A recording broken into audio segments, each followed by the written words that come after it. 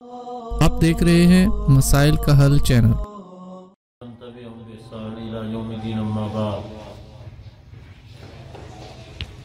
رجب کے مہینے میں مسلمانوں کے گھروں کے اندر کھانا پکانا یہ سلسلہ ہوتا ہے اور اس کو رجبی کا نام دیا جاتا ہے۔ خصوصاً حلوہ اور میٹھی چیزیں اس کا بہت زیادہ اہتمام کیا جاتا ہے۔ ایک رجبی کا نام ہے اور دوسرا امام جعفر صادق ان کے نام کے کنڈے، اس کا اہتمام کیا جاتا ہے۔ یاد رکھیں امام جعفر صادق رحمہ اللہ کی 22 رجب کو نہ پیدائش ہے نہ وفات ہے، بلکہ حقیقت یہ ہے کہ 22 رجب کو کاتب وحی اور رسول اللہ صلی اللہ علیہ وسلم کا سالہ ہماری ماں حفصہ رضی اللہ تعالی عنہا کا بھائی ابو سفیان صحابی رسول کا بیٹا اور رسول اللہ صلی اللہ علیہ وسلم کا بااعتماد ساتھی معاویہ رضی اللہ تعالیٰ عنہ کا یوم وفات ہے۔ تو اس خوشی میں بعض لوگ یہ اہتمام کرتے ہیں۔ امام جعفر صادق رحمہ اللہ کا تو ایک نام ہے، حقیقت یہ ہے کہ معاویہ رضی اللہ عنہ کو یوم وفات ان کا اس پر خوشی منائی جاتی ہے۔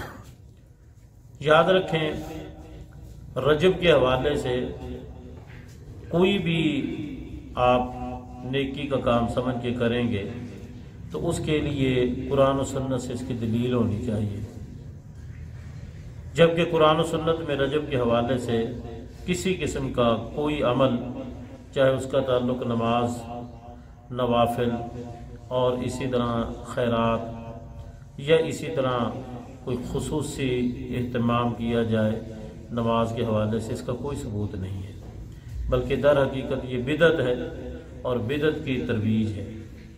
اور دیکھا دیکھی یہ دن بدن بدعت بڑھتی جا رہی ہے۔ لوگوں کے گھروں کے اندر اس کا اہتمام ہوتا ہے کہ رجب کے مہینے میں ان دنوں کے اندر خیرات کرنا اس کو باعث اجر و ثواب سمجھا جاتا ہے۔ اگر لوگوں کو کہا جائے کہ بھائی یہ بدعت ہے، یہ نہیں کرنا چاہیے، تو ان کا آگے سے جواب ہوتا ہے کہ یہ تو خیرات ہے، اس میں کیا حرج ہے، یہ تو ایک نیکی کا کام ہے۔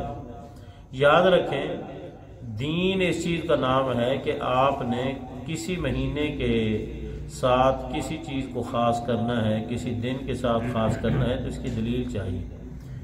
رسول اللہ صلی اللہ علیہ وسلم نے دین مکمل بیان کیا ہے۔ یہ نہیں ہے کہ آپ نے دین کے اندر کوئی تشنگی رکھی ہے، بلکہ اللہ کا حکم تھا آپ کو یا ایھا الرسول بلغ ما انزل الیک من ربک، کہ جو اللہ کا پیغام آپ کے پاس آیا ہے آپ اس کو آگے پہنچائیں۔ تو یہ بدعت ہے، اس کا اہتمام نہیں کرنا چاہیے اور نہ ہی اس میں شرکت کرنی چاہیے۔ ایک سوال پوچھا گیا کہ اگر اس قسم کی کوئی چیز آ جائے تو کھانی چاہیے کہ نہیں کھانی چاہیے؟ یاد رکھیں ہم اس کو جو کوئی خیرات کرتا ہے، خیرات کا نام دیتا ہے، ہم اس کو حرام تو نہیں کہیں گے بالکل، لیکن یہ ضرور کہیں گے کہ یہ بدعت کی ترویج ہے، اس کو رواج دینا، اس کو شہرت دینا۔ تو بدعت کو رواج نہیں دینا چاہیے، بلکہ بدعت کی تردید کرنی چاہیے اور جس حد تک ہو سکے انسان بدعت سے بچے۔ اس کے مقابلے میں سنت کی ترویج ہو، بدعت سے اپنے آپ کو بچانا کیا ہے ضروری ہے۔ لقد کان لکم فی رسول اللہ اسوۃ حسنہ، رسول اللہ صلی اللہ علیہ وسلم کی جو زندگی ہے وہ بہترین نمونہ ہے، تو اس نمونے کو ہم نے اپنانا ہے۔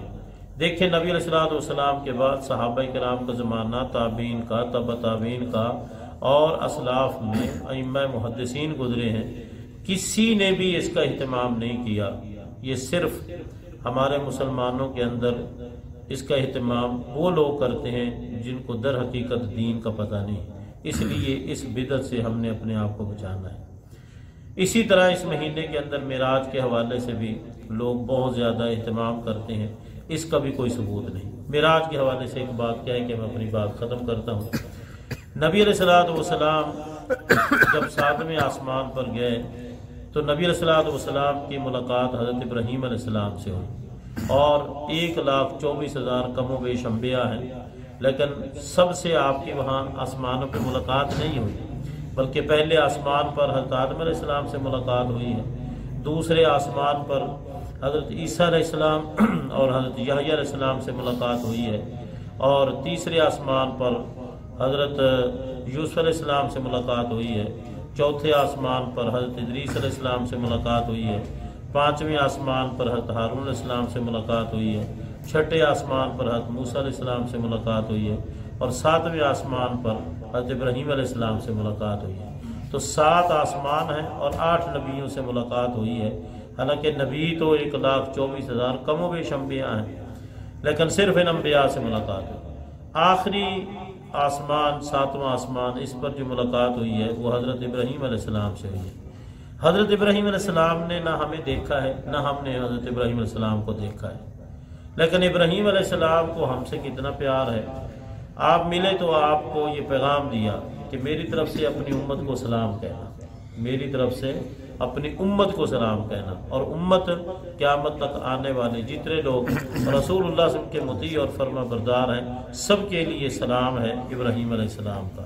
اور پھر کہا کہ ان کو یہ بھی پیغام دینا کہ جنت کی زمین انتہائی زرخیز ہے، پانی بڑا میٹھا ہے، لیکن ہے بالکل غیر آباد، وہاں کچھ بھی نہیں ہے۔ اگر تم نے وہاں کوئی پودے لگانے ہیں، اس زمین کو آباد کرنا ہے، اس زمین کے اندر کسی قسم کے کوئی پیداوار اس کا اہتمام کرنا ہے، تو پھر اس کا ایک طریقہ بتایا کہ جب یہ پڑھو گے سبحان اللہ والحمد للہ ولا الہ الا اللہ واللہ اکبر، تو اس سے وہ زرخیز زمین، اس کے اندر تمہارے لیے پودے بھی ہوں گے، پھل بھی ہوں گے، پھول بھی ہوں گے، سب کچھ ہوگا ان کلمات کے نتیجے میں۔ تو یہ پیغام ابراہیم علیہ السلام کا ہمارے لیے ہے، تو ہمیں اس کا اہتمام کرنا چاہیے۔ نماز کا اہتمام کریں، نماز کے بعد ذکر اذکار کا، اور خصوصاً وہ ذکر جس کی ابراہیم علیہ السلام نے نشاندہی کی، سبحان اللہ والحمد للہ ولا الہ الا اللہ واللہ اکبر۔